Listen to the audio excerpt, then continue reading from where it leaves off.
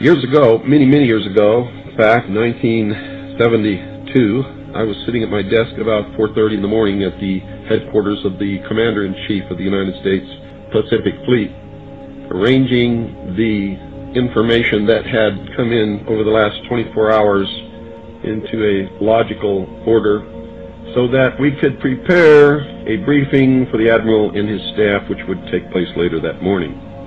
Among the papers I found on my desk was a document entitled Operation Majority, and it was not the entire paperwork involving this operation, but was merely a synopsis of the operation and projects contained under it. One of these projects was called Project Red Light.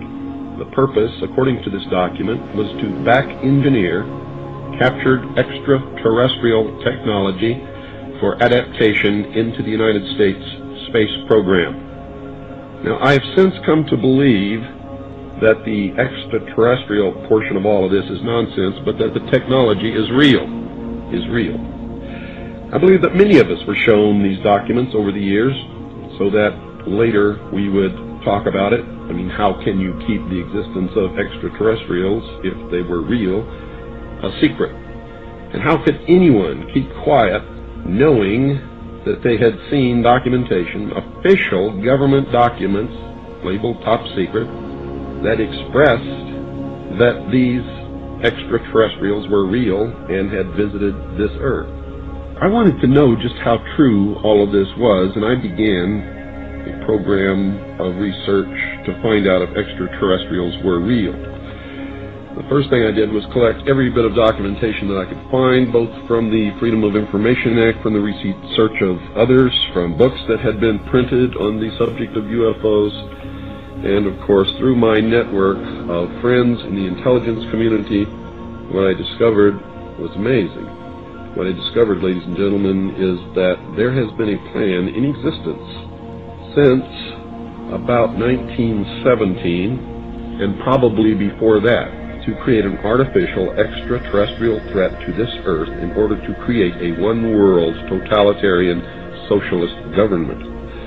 One of the first documents that I found in my search was this one, the Imperial Japanese Mission 1917, a record of the reception throughout the United States of the special mission headed by Viscount Ishii.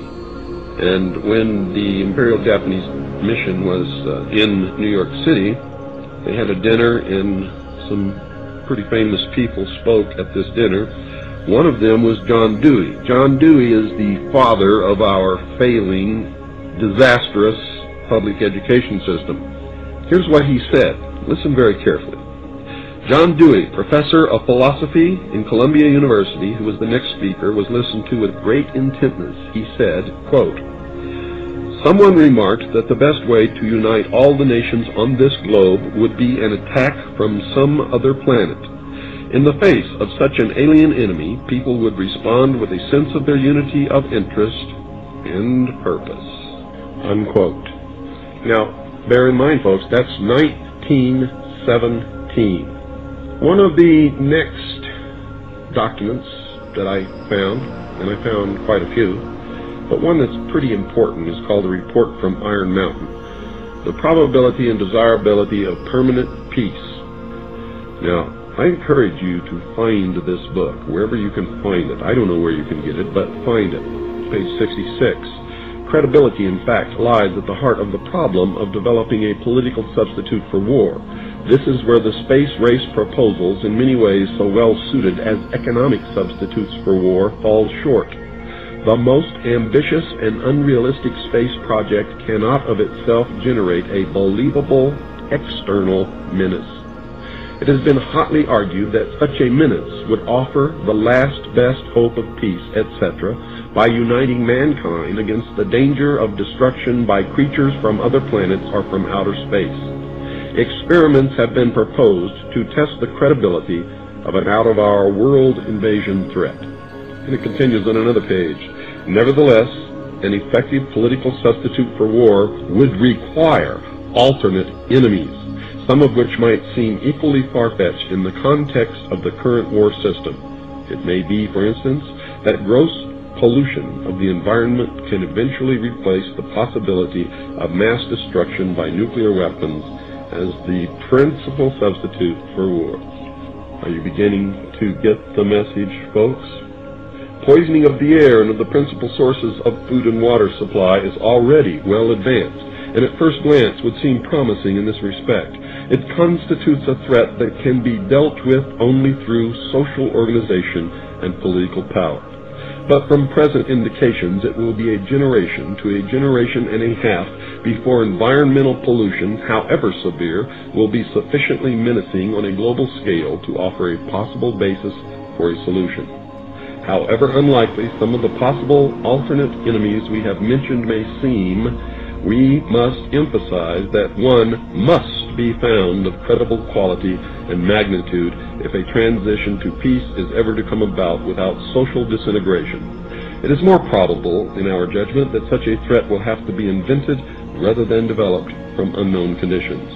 Ladies and gentlemen, they have created so many alternate enemies in order to bring about their one-world totalitarian socialist state that we don't know which enemy to believe is real or is false, or whether to just toss them all out on their ears. And I think that that is probably going to be the best solution. Disarmament is no accident. All of these bills in Congress to take away our weapons is no accident. The intentional environmental pollution of our lakes, rivers, streams, oceans, forests, everything is no accident, as you just heard. These things were planned many, many years ago. All the bombardment of the public with movies about flying saucers in the 50s, right after the United Nations Treaty was signed and the UN Participation Act was pushed through Congress, and all of the incidents since that have convinced the majority of the American people that flying saucers are real and extraterrestrials exist, and that flying saucers are from an extraterrestrial origin. This is being promulgated in many ways, by television commercials, in the movies, in the newspapers, by creating incidents either real or imagined.